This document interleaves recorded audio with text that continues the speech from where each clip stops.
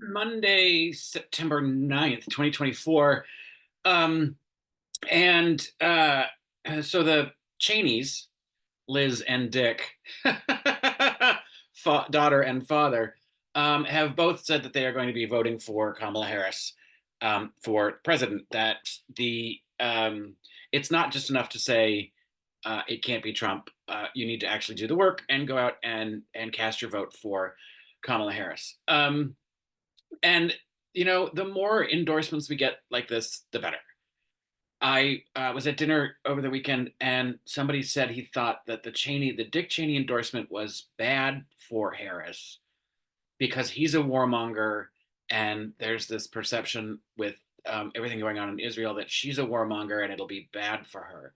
And it's like I think you're mixing the audiences, um, and for a lot of people that are sitting in uh, an uncomfortable position as Republicans who have been so indoctrinated over the last 40 years that they cannot and absolutely should not ever vote for a Democrat, that the Democrats are evil. That voter really doesn't want to vote for Trump because they don't see any resemblance of their beliefs in Trump and his sort of MAGA party.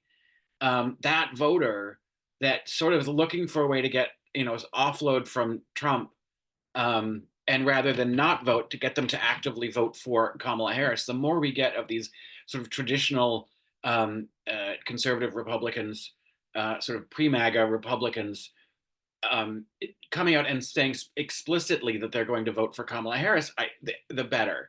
Um, and is any one of them? I think it was Anna Navarro said, is that going to turn the tide?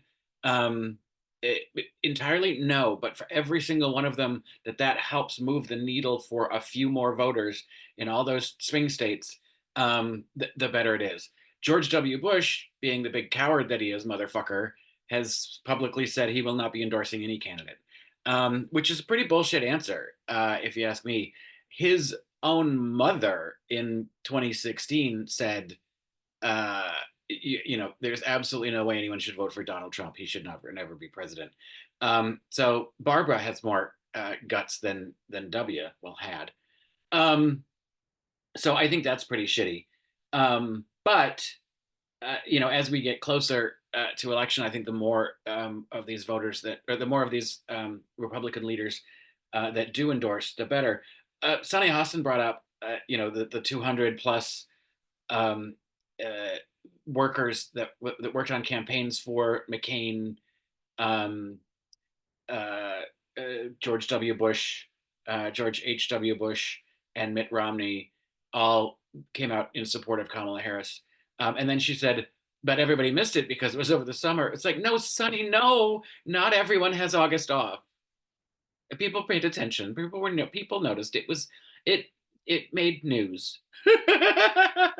Just because you didn't get to talk about it doesn't mean it didn't happen. But yay, thank you for bringing it up again. The more that we remind people, there's a giant list of military, I think, and ex-military leaders, a new list that just came out endorsing Kamala Harris. I like that whole wave is moving in that direction. Um, Nancy Pelosi, we'll get to her in a second, said there was a call about uh, paisans. I think that's what it was for Harris, Italian Americans for Harris. I love that they're continuing to do these Zooms and all these sort of niche categories. There's a million of them, and I think that is just a wonderful way to reach out, um, and using your surrogates without her necessarily having to be on those calls herself. And Amy Alyssa Fowler Griffin very rightly says, things like the two Cheneys are really helpful in places like Western Pennsylvania and parts of the country that are looking for that sort of, I need some sort of vision of my conservative, family that I used to understand. Help me reconcile this voting problem. But it, she is 100% incorrect that go vote for for Harris, but then you can vote Republican down ticket. Yes, you can. You can always do that. You can always split your ticket however you want. But in this particular moment in time, find a candidate that isn't an election denier, a Republican candidate. You're going to be hard pressed. Um, so there really isn't a lot of choice of voting Republican down ballot that's actually going to succeed in any kind of advancement forward for this country. Um, and you can go ahead and vote the next time for your Republican candidate. God willing, it is not Trump, because you either better be in jail or dead by then. But uh, if without it, we may not have the opportunity to vote again at all. So, there's the stakes really are that high, and I know that we're not trying to do a fear mongering campaign. That Harris Wells is talking about joy and moving forward, and I love all that. But it doesn't mean you can't remind people what's at stake on the other side. Um, uh, the other thing that Amy Alyssa Farfella Griffin said is that Harris needs to get out and do more interviews and do it. You know what? She's done a ton of local stuff. That's where she's focused all of her attention, on local radio and small outlets that or influencers and podcasters. She's ignored the corporate media because she knows what the corporate media does um, to uh, to the Democratic candidates. So shut up, Amy Alyssa Farfalla Griffin. I think what she's doing is a smart thing. Yes, she is hunkered down in debate prep, and she's going on. She just did a giant bus tour all through Georgia, and like she's making the rounds. So the problem with Amy Alyssa Farfalla Griffin is it's never enough. She always wants more. She can't make a compliment without nitpicking something else, and it's really irritating. And refuses to come out and endorse her or say she's going to vote for her, which to me, it's like, then you don't really get, uh, uh, you know, you don't really have a horse in the race. If all you're saying is Trump can't win, but you're not going to say that you're going to vote for Harris and you refuse to say that other people should also too, then you're not really serious about the outcome of this election. So, ugh, Alyssa annoys the crap out of me. Because it just feels so two-faced. And speaking of two-faced, Nancy Pelosi was the guest today, and I'm sorry, Aunt Nancy, you can go fuck yourself. You are now. I get it. She was very powerful. She's very persuasive. She's good at wrangling votes in the House, but it's done. It's over. Her time is done. I wish she had not run again this year. She will win in her district, so she'll get another 2 years, but she needs to retire after this. And spitefully, I would like someone to do to her what she did to Joe Biden.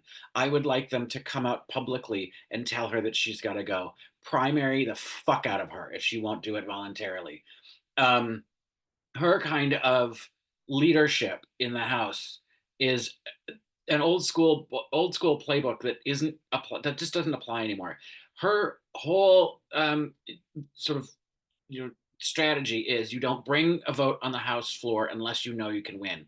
And that's how we got the descriptor of do nothing Democrats, because she didn't think she could win. She didn't have enough votes from the Republicans, so she didn't even put the bill up. But the bills were helpful. The bills are things that the American people will get behind. And then you put those on the floor. You make those Republicans not behind closed doors, not within the halls of the Capitol, but on record. You make those Republicans on record say no. I am not going to allow reproductive rights. I am not going to pass price gouging limits. I am not going to pass emergency baby formula. These are things that actually did happen.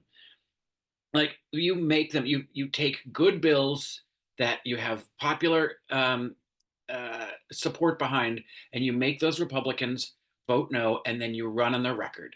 You show the American people who the Republicans are. That's what we need. That's what the American people need to see. That it is about you. This is the person you voted, and this is the way they're voting for you. Is that just? Do you feel good about that? Um, and it puts pressure on the Republicans and B, informs the voters, and C, potentially gets them to switch in the next election what party they actually want representing them. Um, so I'm done with her. I don't think that she and Papa Joe have spoken since she staged her little behind the scenes coup of getting him off the top of the ticket, and I don't think she seems to care.